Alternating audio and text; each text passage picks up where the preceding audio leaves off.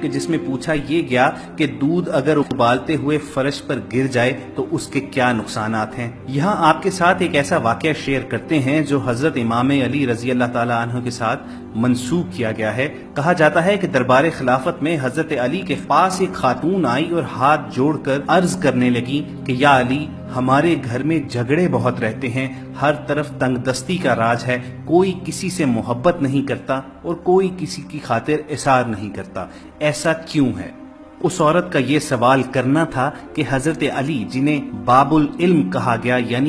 یعنی شہر علم کا دروازہ کہا گیا ہے حدیث میں، فوراً معاملے کی تہ میں پہنچ گئے۔ یہ حضرت علی ہی کی شان تھی کہ چند لمحوں میں انہوں نے وجہ اور حقیقت کا سراغ پا لیا۔ انہوں نے کہا کہ اے خاتون، مجھے تم یہ بتاؤ کہ جب اپنے گھر میں اللہ کا فراہم کیا گیا رزق استعمال کرتے ہو تو کیا اس میں سے کچھ ضائع بھی ہوتا ہے؟ اس عورت نے جواب دیا کہ یا علی، جب میں اپنے گھر میں دودھ ابالتی ہوں تو وہ تھوڑا ابل کر زمین پر گر جاتا ہے۔ حضرت علی مسکرائے اور جواب دیا کہ اے عورت، جب اللہ کا دیا گیا رزق پامال ہوتا ہے یعنی پیروں میں آتا ہے، اس کی توہین ہوتی ہے تو اس گھر سے رزق اٹھ جاتا ہے، بے برکتی آ جاتی ہے۔ چنانچہ جب تنگ دستی اور غربت آتی ہے تو تمہارے گھر میں لڑائیاں جھگڑے ہوتے ہیں اور پھر بے سکونی اور بے برکتی آتی ہے۔ تم اللہ کے دیے گئے رزق کی حرمت بحال کرو اور ضمانت لے لو کہ تمہارے گھر میں برکت اور سکون اور رحمت واپس لوٹ آئیں گی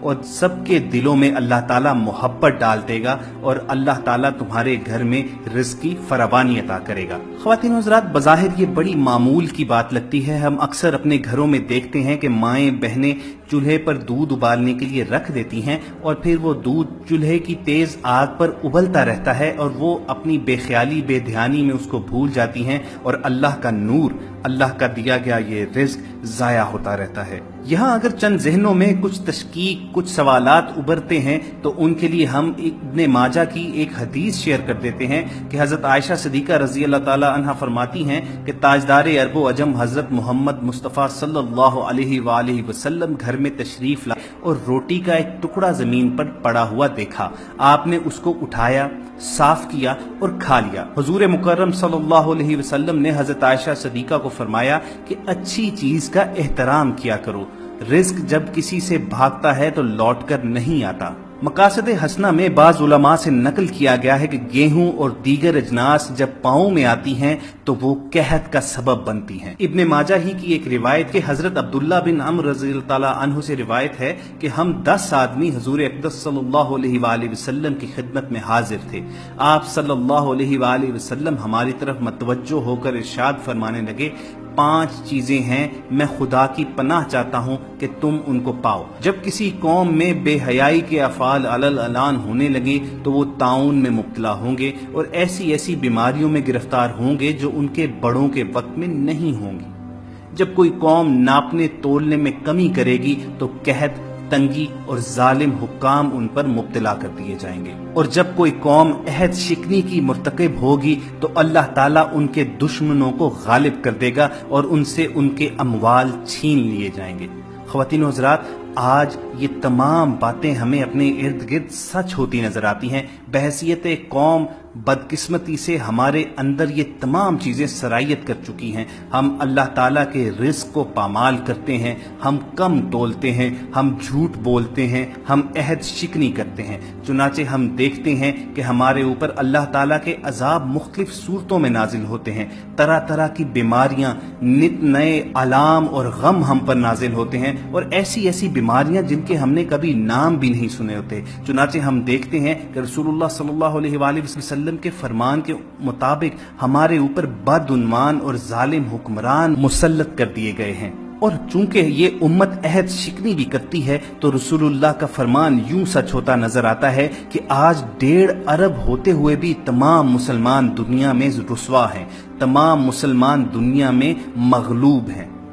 اور دوسری قومیں ہم پر غلبہ پائے ہوئے ہیں۔ خواتین و حضرات، مشکوات میں ایک حدیث نقل کی گئی ہے کہ رسول اللہ صلی اللہ علیہ وآلہ وسلم نے فرمایا کہ جو شخص مسلمانوں پر ان کے کھانے کو 40 دن تک روکے رکھے، یعنی باوجود سخت ضرورت کے فروخت نہ کرے اور ذخیرہ اندوزی کر لے، تو حق تعالیٰ اس کو کوڑ کے مرض اور افلاس میں مبتلا کر دیتا ہے۔ اسی طرح ایک اور حدیث میں ارشاد ہے کہ جس گھر میں شراب، دف، تنبورہ اور تصویر ہوں گے تو گھر والوں کی دعا قبول نہیں ہوگی اور رحمت کے فرشتے اس گھر میں نہیں آتے اور اللہ تعالیٰ اس گھر سے برکت اٹھا لیتا ہے۔ دوستو یہ تمام چیزیں 1400 برس پہلے ہی ہمارے آقا حضرت محمد صلی اللہ علیہ وآلہ وسلم اور ان کے صحابہ نے ہم تک پہنچا دی تھیں، مگر ہم بلائے بیٹھے ہیں، چنانچہ دنیا میں ذلیل و رسوا ہیں۔ ایک واقعہ آپ کی خدمت میں پیش کریں کہ ایک عالم کو روزی کی تنگی پیش آئی تو انہوں نے ایک دوست کو خواب میں دیکھا اور اپنے حال کی شکایت کی۔